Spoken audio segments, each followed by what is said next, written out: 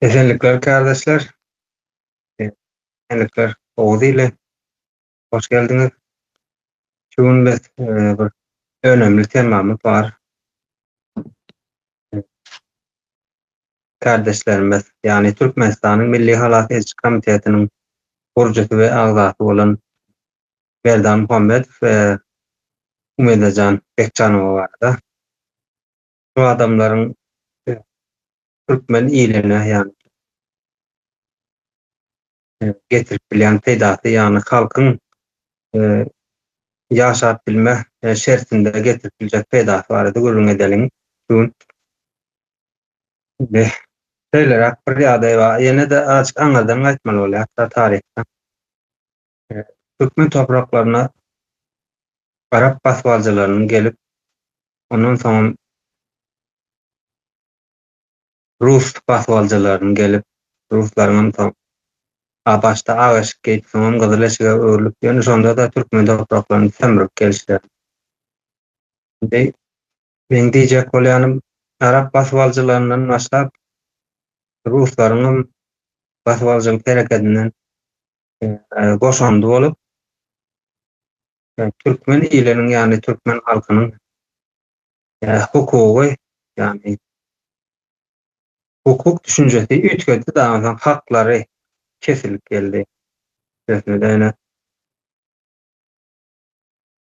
zenanlara hak neme geldi. Kısıtlama geldi divadi.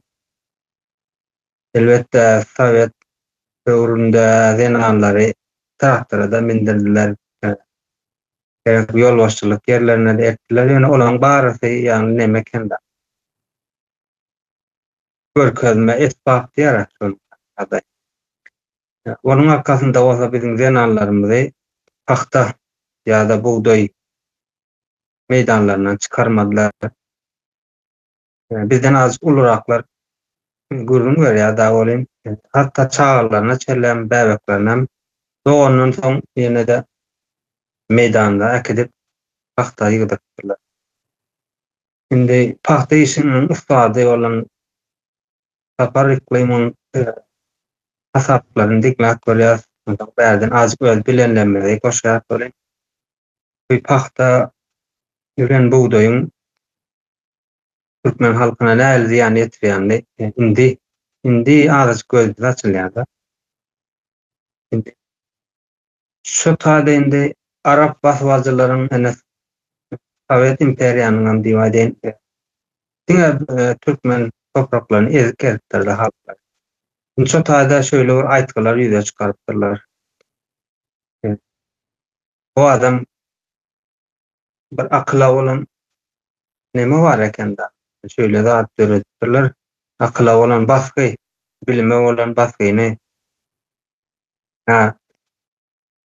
kan alma goşmak, 2 tan alma goşmak näçe bolýar? 4 boldy diýär. Ol bir ýeňiljek zatlary geçilen, ýöne esasy ýurdu östürüp biljek bir akylyň öňe alınıp gelinen da.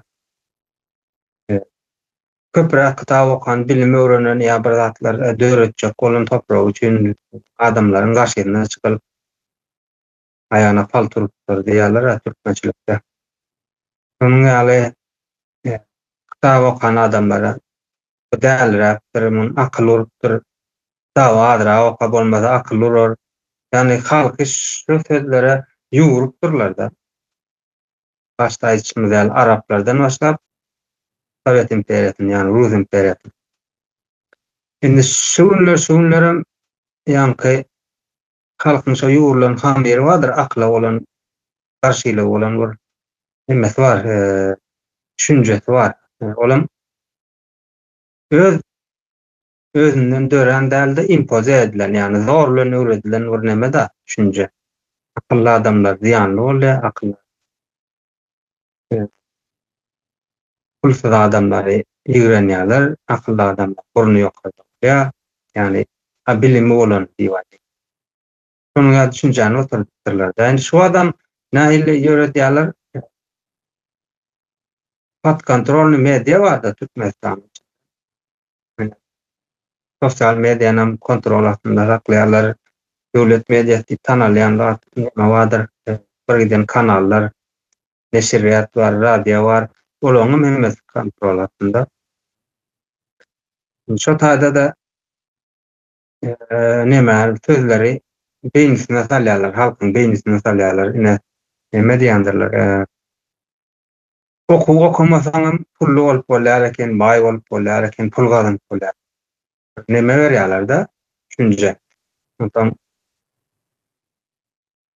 bäşdirişdir pul gazanan adamlary barada gurrun berýärler. Sosial mediada reklam edýärler. Bara mışmışyny ýaýradýarlar şo halkyň arasynda. Onu näçe edýärler? Meşeler düşünýär-de. Ene ýurdun içinde arada bir hasabname edip berendir. 200 milyon, yani 200, ýalňyşmasam 100 milyon mu şoňa da ýetenok, ýani men ters hasap etdim. Ýadyma şonok dolu bir sehel pula, ýani eýitim sistemasyny saklap otyrlar da bizde ýurdun içinde. Ondan soň görýäňiz mektepler berwat, ýaşlylar ýene şonuň ýaly-ýagdaýynda çagalar at, skor, ol prezident diýilen adamlaryň portretleri asykdyr. Baryň bir eşikde bolmaly, uzyn jorap ediň de kelti jorap ediň. Saçyň näme üçin gürkdiň da näme üçin uzyn goý berdiň? Belli bir näme üçin de saklaýarlar da. Bilim ýok. Ýaşlylardan başlap ta universitetine, institutuna çeller. Ýurdun içinde halk görüp başlady şo ýurdun içinde bilim ýok.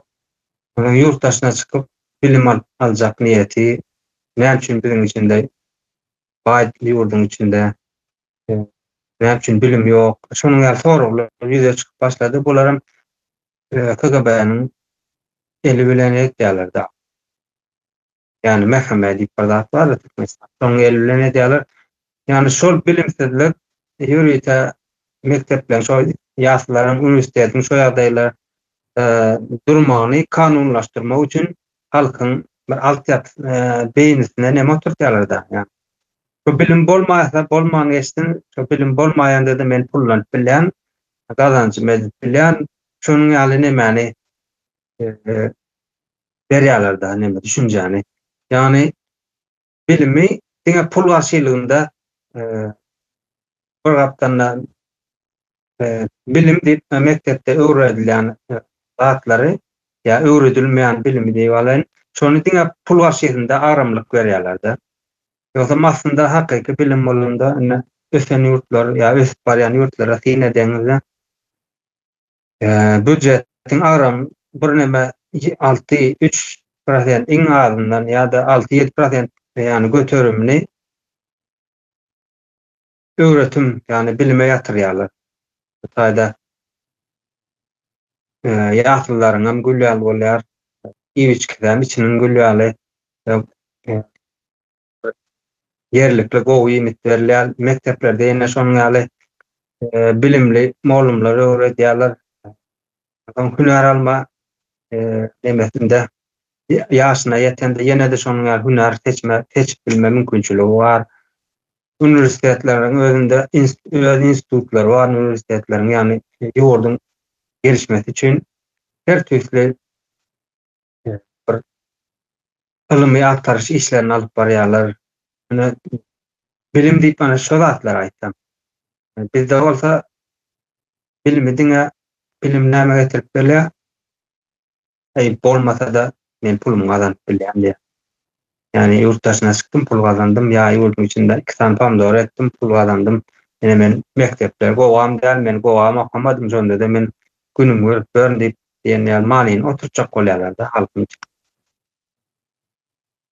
Ondan soňra da halkyň öňüne çykan görelde bolan şo zatlaryň ýalňyşlygyny görkezip gelen şu neçelde Türkmenistanyň Milli Halahej Komitetiniň gurucularynyň biri bolan Merdan Muhammed ýa-da Türkmenistanyň Milli Halahej Komitetiniň agzalarynyň biri bolan Umidajan Bekjanowa.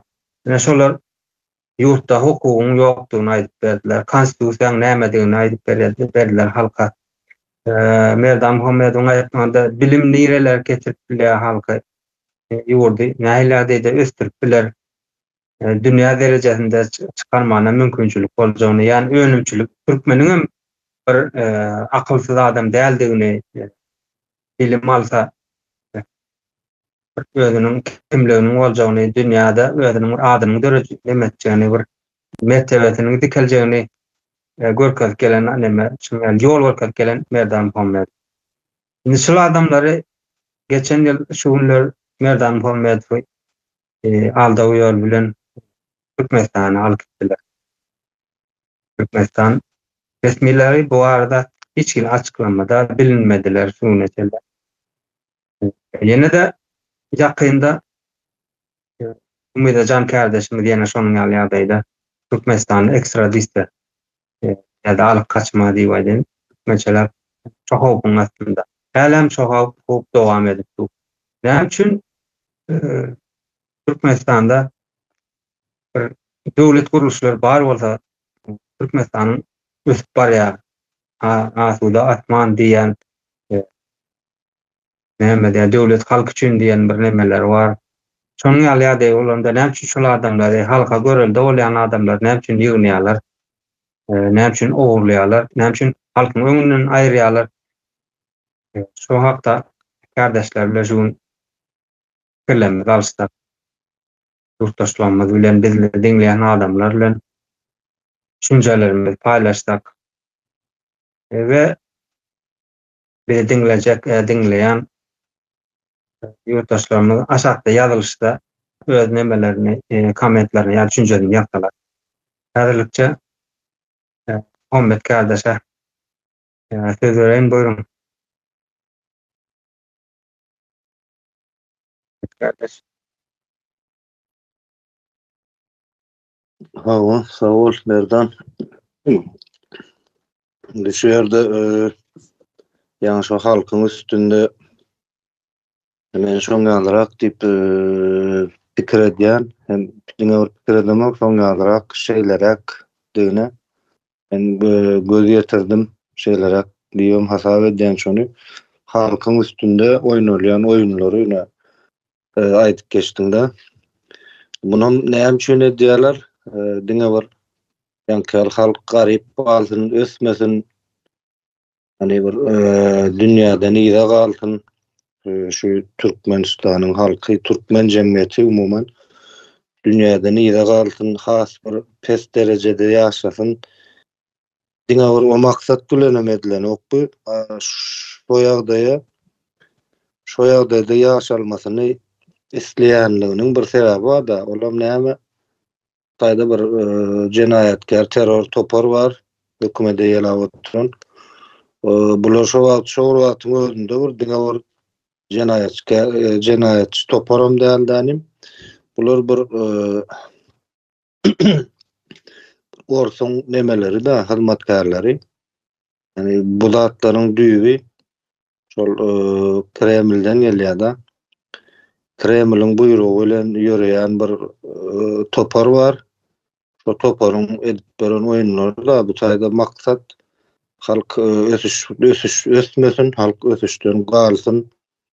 Bir ýygalak, bir gat pes derejeli bir millet bolsun diýilip edilen okdyňa bir şol ýurdun baýlyklary bar, tebigi baýlyklary, yer üstü, yer asty baýlyklary, şolary arkaýynlyk bilen ogurlap bilmek üçin edýärler da bu hereketleri.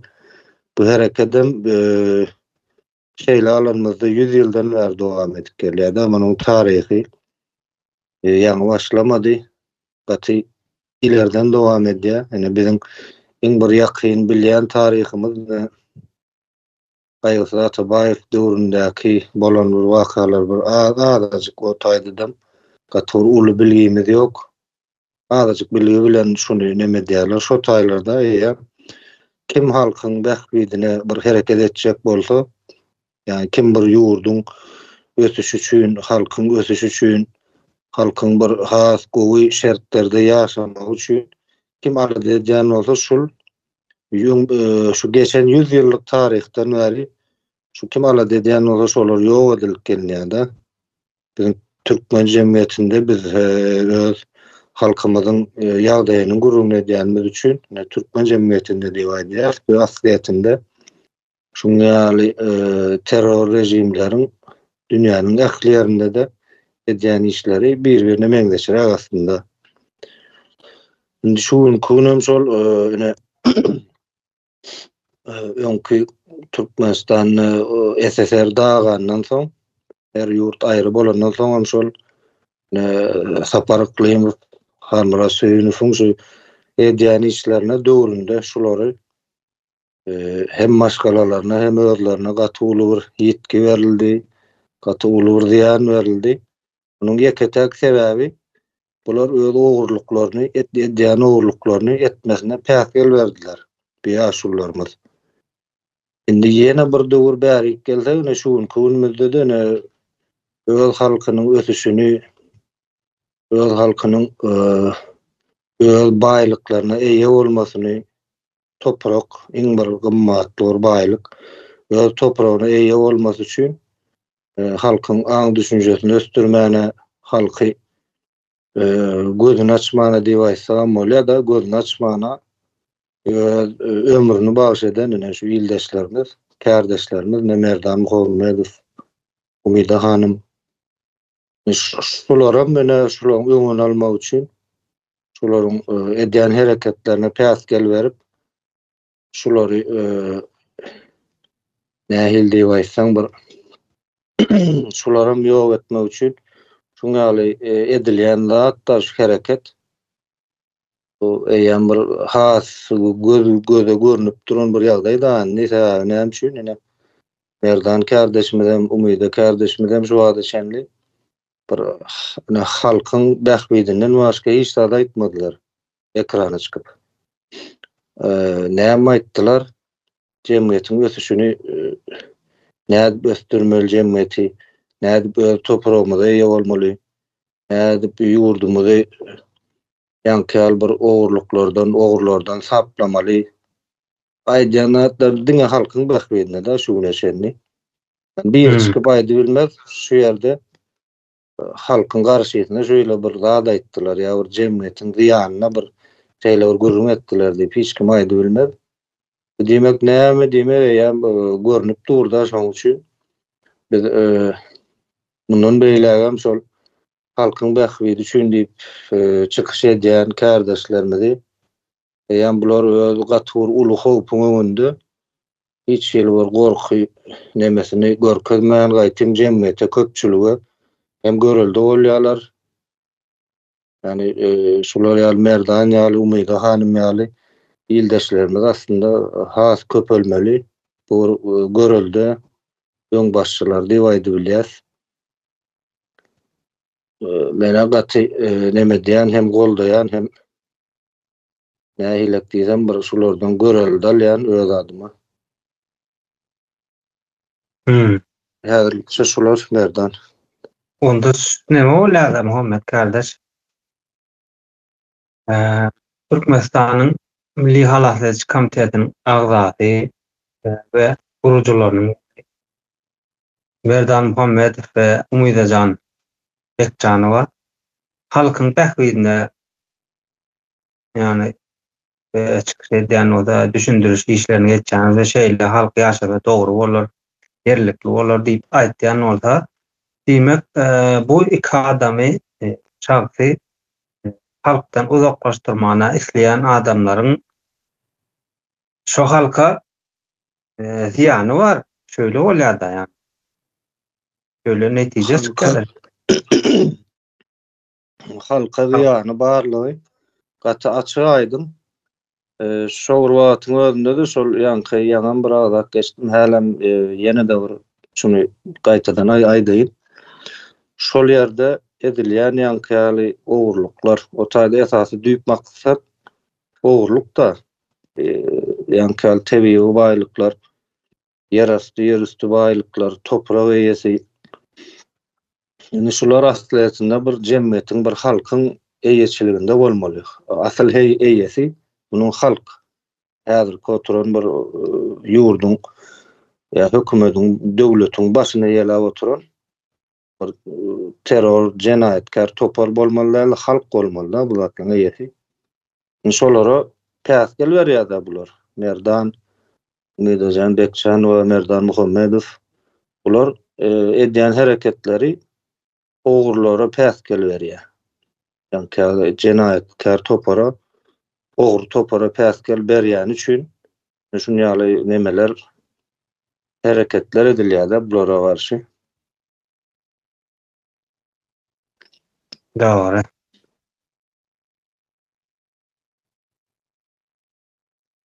Allah sözüňizi bilen bolsaňyz Aslan kardeşe verelim. Buyur Aslan kardeş. Sağ olun Merdan kardeşim. Esen olsun o dilimiz. Şenlikler, mildeşler. Gatken zatlara aydıp geçtiňizler kardeşler. 400-500 ýylaça ondan öňe gaçaly gidip geldik. Şimdi şeýle bir sorak gördüňizde Merdan kardeş. Näme üçin ýa-ni halkyň öňünden ilnaýarlar diýdiňizde şuňaly görelde almaly adamlary ýa şahsiýetleri. Merdan Muhammedow, Umdajan Bekjanowyny meselem. Indi şularyň eden hereketi ýa-ni halkymyza problemalary, kemçilikleri düzeltmemiz gerek. Yani bizim halk olmamız gerek de şu taraflarını aytdı.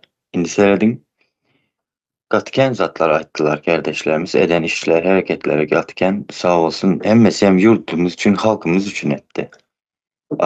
Yani eden işlerini şeyle hareketlerle etti. Açık edip ayttı. Medyada ayttı yani. YouTube platformasında ayttılar. Son başka yerlerde hem ayttılar. Bular ayttıkça yankı kän adamlar hem gürlep başladı. Halkımızın içinden hem çıkıp hemen hem şoňaly goşulyp şu kardeşlerimizi görüp goşulyp geldim. Berde şuňaly bir zat vardı. Yani köpçülik bilen ve açık aýdylan zat hemşede yuridik taraptan güç alýarda. İslendik meselem bir döwlet guruluşly bir yurt bolubam bir nämedir bolsa hem şunu açık edip yani medyada açık aytmasa şunun hiç heli bir yuridik gücü hem bolmaýar, işlemeýär yani gepin kıskası kanun olsun başka bir zat olsun. Şu hökmany suratda açık medyada habar edilip aýdylmaly da. Döwlet bolsa hem şonu aýdyp aýtmaly. Bizim kardeşlerimiz hem şu iş etti. Açık aydıp başladı. Bu hem jenayetkar terör hökümeti korkuziyan hareketler de yani açık aýdylan zat hemşe güçlü bolýar. Jenayetkar toparam diňe halkymyzyň sessizligini gazanmak üçin her zat edýärler. Seredin. Häzir hem şu iki kardeşimizi näme üçin zat edip oturlar? Horla oturlar. Yani açık aytmasın deyip açık aýdylan zat hem şey yuridik tarapdan güç aladı da şonuň üçin sesimizi kesýän eken bular seredin. Reji guramaçylyk terör topar hemşe halkyň sesini yani yuridik güce eýe bolmaske halkymyzyň aýdýan nemeleri, meseleleri şonuň öňüni almak üçin yuridik güç döremeski öňüni almak üçin sesimizi kesýän ekenler. Mene şu işler üçin kesýän ekenler bular sessizligimizi gazanyp bizim de. Şunu olarak bu Umdajan Bekçan ve Merdan Muhammedow'imizi kardeşlerimizi sesini kesmekle buların edýän işleri şonuň ýaly. Indi halkam hemşe bir islendik problemany dilde yankı açık söz bilen medyalarda habar beriş seriştelerinde aýdyp başlasa halk hökmürowanlygy diýip bir düşünjem bardy. Halkın hökmürowanlygyny gazanady halk. Halkymyza hökmürowanlygy gazandyrmajak bolup bizi sesimizi kestirýän ekenler. Hemşe sesini çıkarma diýip sesini çıkarma diýip hem aýdylýandyr islendik bir ýerde. Sesini çıkarma. Biz indi seredin şeýle ýene bir tarapy var. Şu Merdan Muhammedow we Umdajan Bekçan we kardeşlerimize nemene eden hareketleri halka ve yurt behbetli işlerde bu terör rejimim günden güne şu iki kardeşimize sesini yaptıracak olup yankı eden hareketi bile ne diyordur ki halka Türkmenistan'ın halkı biz sizi kovdurmuş da yaşatacak deldiği yol otur. Bu günden güne bizim halkımıza şonu aydı otur.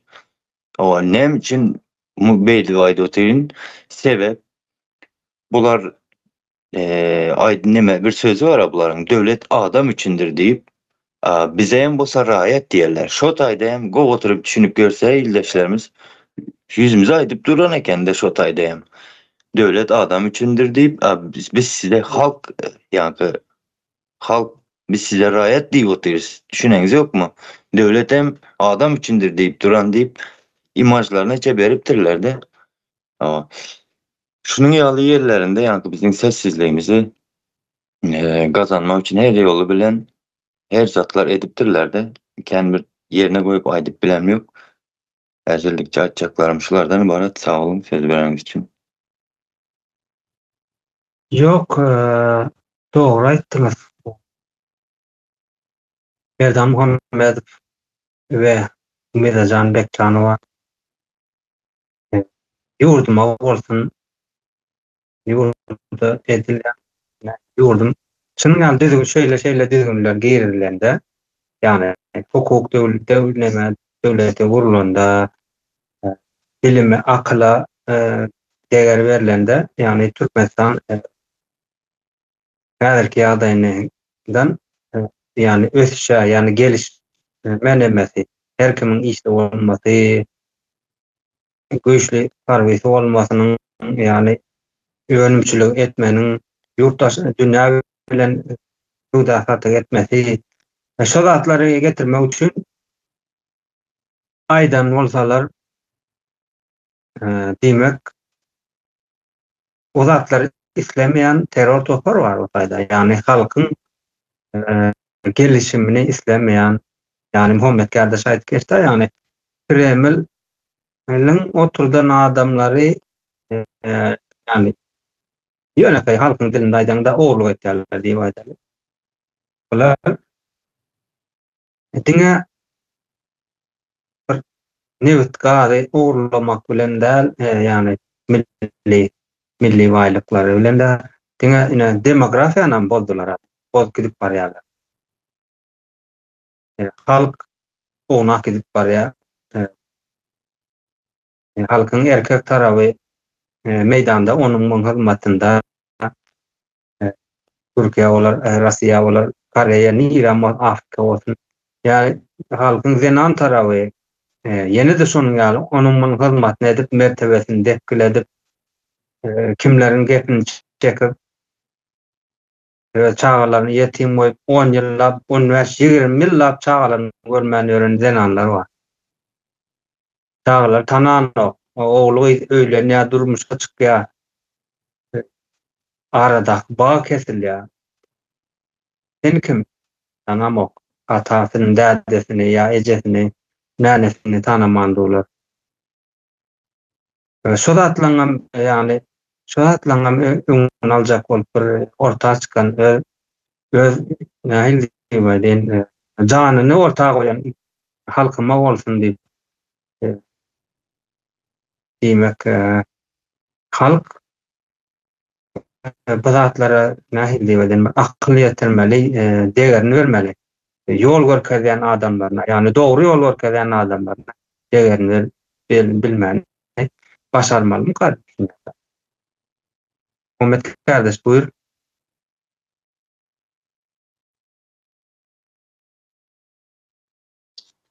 Ömerden şu aýdýarlan gaty dogruda şu birinji bilene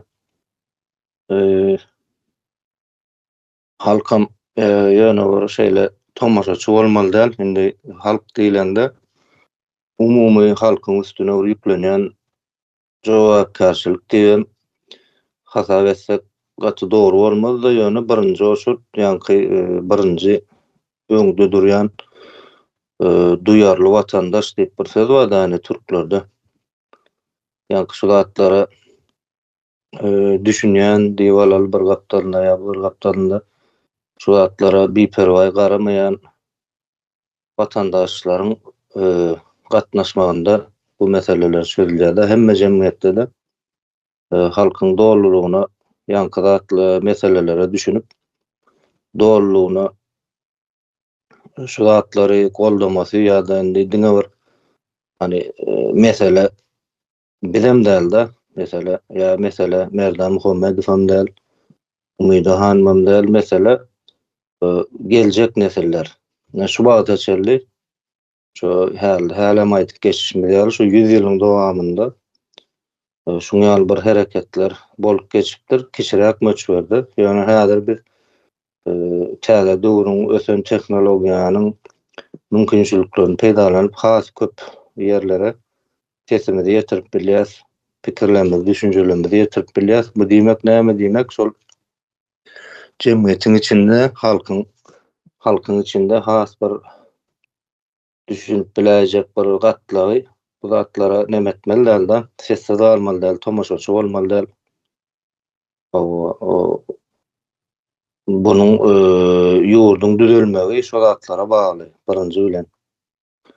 Ondan ikinji mesele de şol ýanky şu ýerde aýdylýan zatlar Milli Halal Etiýat Komitetiniň agzalarynyň gurucu meclisiniň çykyşlarda aýdýan zatlary hiç wagtym hökümet tarapdan ýa-da jenaýetkär terror tarapdan hiç ýyl bir ine şulay diýanyňyz ýalňyş ýa şu taýda şeýle däl bizine hemme zady diýilşi ýaly aýsyň aýdyşyňyz ýaly biz nemeden zok näil düşündirsem senin aýdyşyňyz ýaly däl diýip jogap bermekden neme de aciz da jogap bermekden hem güýçsiz. Näme üçin? Bunyň birinji meňe görýän adym öz nemeleri bilen, öz inisiatiwalary bilen, öz düşünjeleri bilen hereket eden oklar buyruk esasında hereket edýärler. Bizim türkmenlerde bir nakl vardır. Her ýurdun diýe awyny öz taýdysy bilen awlaýarlar diýär. Şoňa bular bir taýdy wezipesinden aryp nemeleri ýok, wezipeleri ýok. Ses çıkarmayanlarynyň sebäbi şol. Ondan soň bir ýanky garşy çykyp aýdybiljek hiç ýyl bir özleri kanuny bir nemeleri ýok, söz haklary ýok. Näme üçin? Sebäbi özleri kanuny hereket etmeýärler. Kanunyň arkasyna bukylýarlar, ýani kanuny esaslarda hereket etmeýärler. Şu zatlarym bir ünsvermeli, dikkat alınmaly bir zat, bir aýdyn gatlagy türkmeniň aslynda keçi däl, gaty ösen bir asliýetinde düşünje tarapdan hem has köp mümkinçiliklere eýe türkmen halky, ýani häzirlikçe şol tomaşaçy hatarynda oturan, düşünýän, ýani tomaşaçy hatarynda oturan bir ildeşlerimiz, zatlarymız bar da şolaryň birazjyk şu meselelere dikkat etmeli diýen hemen jemledim Merdan. Hawa. Şu görünür wagtyň bilen bir zat ýalmak şada. TikTok'ta şöyle bir reklam edýär bular. Ine biz aýdy otirta ýurduň içinde akla değer verilen Merdan Muhammedow we Tuğçe hanım ýani Ümidejan Bekjanowa bilen işler. Indi bular ýurduň içinde döwlet bar diýip görkezýärler, ýani pason görkezýärler da endi bir kısan molumlary gepledýärler. Bir kısan soru gören ol beýle jogap beren ola. Näme diýjek bolar şu döwletde biz akla hormat goýar, değer berýär diýip görkezip otursa da halka. Bir kısan o taýda zawody açyldy, bu taýda zawod açyldy. Näme diýär? Kompýuter toplanýar diýär, telewizor toplanýar diýär, ýani önümçilik bar diýär, akyl bilen işleşýär diýär. Akyl gelende öýtüp gelen ol, sadiklaryňda, birinjiliklerini ýaşlaryňda durwaşdan çağa dogulmaka diýip aýdanyň enes teredip başlanmaly. şol ene sagdyn çaga dowmana mümkinçilik töretmeli. Onun üçin näme etmeli? Ene bakym bermeli, doğrumy? Öňünden çaga plana girmänkänden eýem ene bakym bermeli, ata bakym bermeli. Ondan soň şo enenin pula, yani material girdice, yani finansawy girdice nemesi bolmaly, endişesi bolmaly. Doğrumy? Ondan soň ýaşlyňda ýene şonuň ýaly şu wagtky prezidentlik görkezlen portretler asylmaly däl, olary öwmeli däl, çäre bolmaly däl. Her kim öz isleýän eşigini geýmeli. Mektebe geçenmede de şonuň ýaly. Baryň gara eşikdi ýa saçyň örükli. Inançyň gaýska jorap beýdiň. Onuň ýaly zatlar bolmaly däl. Molumlara protokol boýunça men öz tanışlanma, daýlanma ara molumlaryň içinde däl. Öýne bolan bolan ululuk nemeni, defterleri öyle yatıp nemeyi doldur. Neymiş ediyordun? Şunu doldurmalı. Adam günde nemeyi o kadar o zaman yapacak olan az şöyle geçmedi. Benim adım sen bunca kağıt doysan sen kaçan okuyacak dedim çağlara. O güç çağlar o kadar önemli. Ben düşüncem boyunca. Şöyle hareketler. Üniversite çıkıyorlar. İnstitütler dine pul bilen, akıl bilen sen akıla değer veren o şonun ýaly bolmaly däl.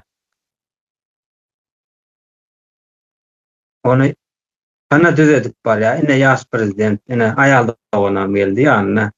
Näme? Dedi halkyň bizde ýöletende bir wagt arak gasalarda at çapar çekidesi diýerlerden. Halkyň boýuna at çapar çekidesini çalýarlarda. Halky bir Samsung kadiýarlarda görüp bilen okun kadiýar. Durun Müştada, Aslan kardeş buyur. Sağ olun Merdan kardeş. Men hazır Muhammed kardeşimizin bir halkımızın tomaşaçı olup diyen sözü var. Şu aydan yeri vardı. Men şu yerden başlayacak severim. O halkımız hazır gatken neme yerde tomaşaçı olup oturdu. Sine deyip yani sesini çıkarıp ya bir yurttaşlık borcunu yerine getirip ya bir maşgalasının bir doğru düzgün aladasını edip hiçbir nemesi yok da burada yaşayıcı olup geç otur.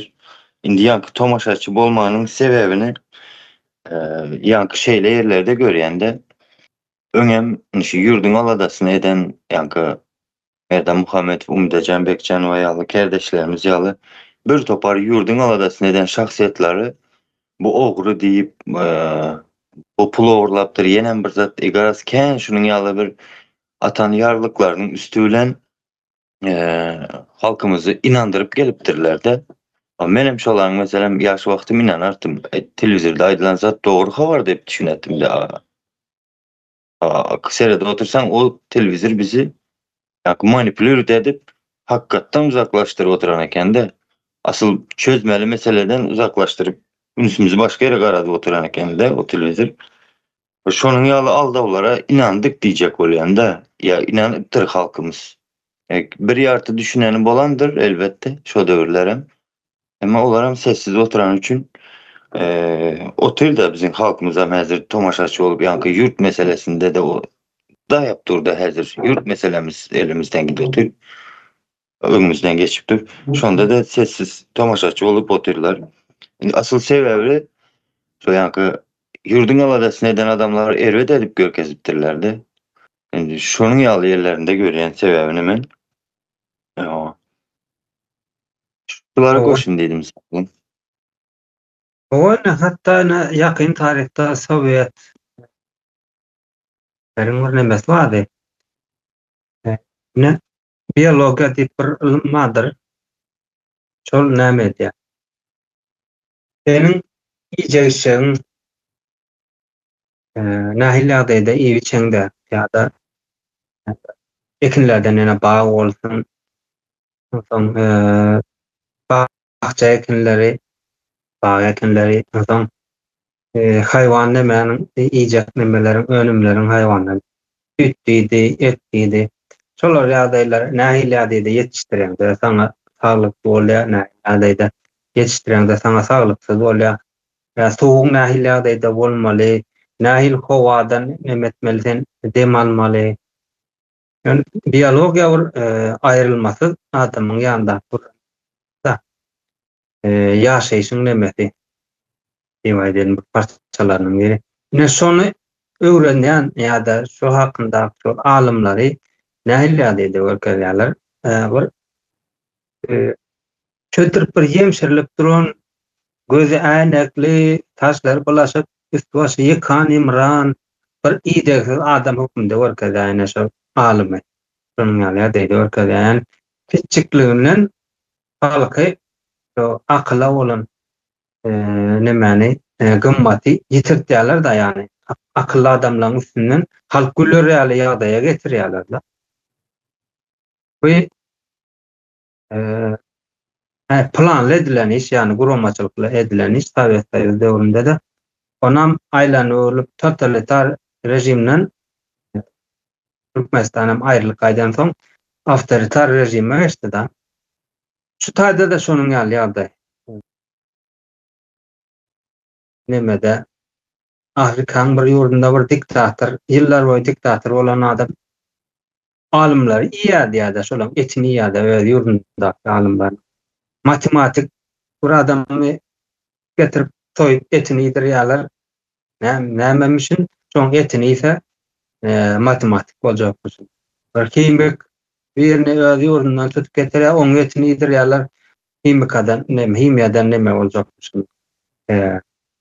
Alymy güçlü boljak. Şonuň ýaly aptal hereketler ýa-da ýurdun içinde. Çağalarymyz dogulmanka ölüp ýaty, çağa nemesinde bir imitinde nutrient bir menakan neme demek anlamak, düşünmek o zatlardan bolan nutrient ýani protein dedi, her türlü vitaminler dedi. O zatlar ýetenok bolan biziň ýurtda näme diýerler şonu ganazlyk zat bolmaz ýaly genanlamada, çağda ojak genanlamada ýot boşýar ekenler. Nimeler, ullanmada zatlar. Yani imit vermelerine derman berýärler. Ýasama derman. Çöýdüp neme çek bolýar. Ýöňüň aljak bolýar. Şonuň ýaly akylly däger berilen ýerlerde nähili diýip aýdym. Iqtisadiýatyň dolanşy bolýandyr. Halk hem içeride hem yurttaşy bilen şöyle tawar abaratly tawar aýlanşygy diýip aýdym. Bolşy ýaly akylly däger berilende de halkyň içinde de munyň saglygy bardyr, eýitim bardyr, gora bardyr, hukuky bar. Ýa-da şahsy eýetçiligi bar. Şo zatlar näme diýär-de akyl bilen ýöredilende şo zatlar hemmesi jemlenip halka hyzmat edýär. Wagt bolsa aptal adamlaryň ýurdu soýup bäherden bilen kakan arasynda türkmen we galan ýer türkmen däl diýip gören bir neme bar da beýin ýaksy bar ýurdun içinde. Men Göktepeň garşysyna çykdym diýip inandyrlyp, sen Göktepeň garşysyna çykdym diýip inandyrlan bir beýin ýaky bar. Şoluň ýöremeginde şolaryň ýurda alyp gitmeginde biziň ýurdumyz diňe ziýan çekýär gün-günden. Aýdýar, kulturamyz bozulup barýar, demografiýamyz bozulup barýar. Denallarymyz Dubaýdan başlap Türkiýe, dünýä hemme ýerine dagdy. Maşgala institutumyz dagady. Öz toprağymyzyň eýeti däl. Ne gorumyz bar biziň, ne ykdysady ýa-da ne mümkinçiligimiz bar, ne saglygymyz bar. Akyl bilen edilmese sende ne derekli molum bolar, ne derekli saglyk bolar ýani. Doktor dedi, ýani daşdöwrüň arasaçylygy. Oňar derekli bir imitiň bolmaz. Ýumurtga çelläni, tok ýumurtgatyr bolan. yurttaşyndan getirilýär. Ene Türkmenistanyň Balkan tarabynda Dagestan diýip bir ýer bar. Şowa döwrüniň megapolisi bolana. Bir giden halky ekläpdir. Oda näçe şu tehnologiýanyň ösen döwründe bari 2-3 milyon halky Türkmenistanyň topraklaryna eklenok. Näçe yurttaşyna bagly bir. Näçe öz ýurdumyz içinde işimiz ýok.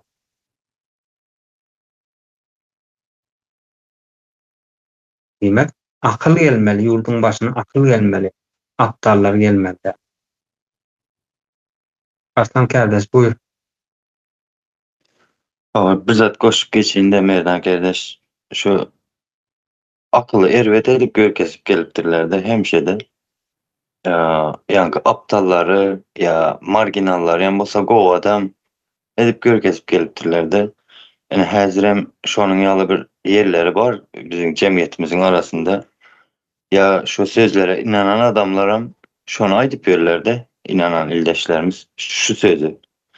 Yani ay özünü başarayan adam şu Türkmenistan içinde hem gününü görüp öyle deyip mesela şu söze katken duş gelende Durkan'ım bu 2 milyonu daşardı özem orta yaş en güçlü gerekli gatlak nemen önüm öndürücü gatlak diyecek olyandı şu gatlak yurdun daşına çıkıp o şonçası ne edip özünü başarmayan oluyor yok otayda yani marginallar gün görüp bir oğdanarak maşın minip verirseler beylekiler gününü görüp bilmeyene alıp görkezdiler de beylek halkı şu halkın yurdun daşına çıkmayı nemenin sebebi kimlerin eli diyelim mesela nemeler sebep olupdur yani yurtta devlet kuruluşu yokluğu uzatlar aytmayarlar ay özünü başaran şu sayeden gününü görüp öğredip bizim halkımızın üstüne yani aptallara sovadılar da ya aptallığa sovadılar.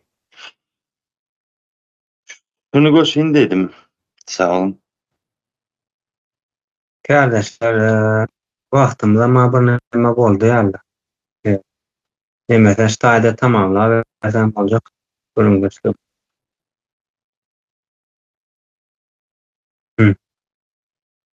Bolarynda kardeşler gelen üçin öz ýurtdaşlyk borcuňyzy ýerine ýetirip dowam edýän üçin Tanrı'ya kalsın. O değil, esen olsun. Sağ oturun.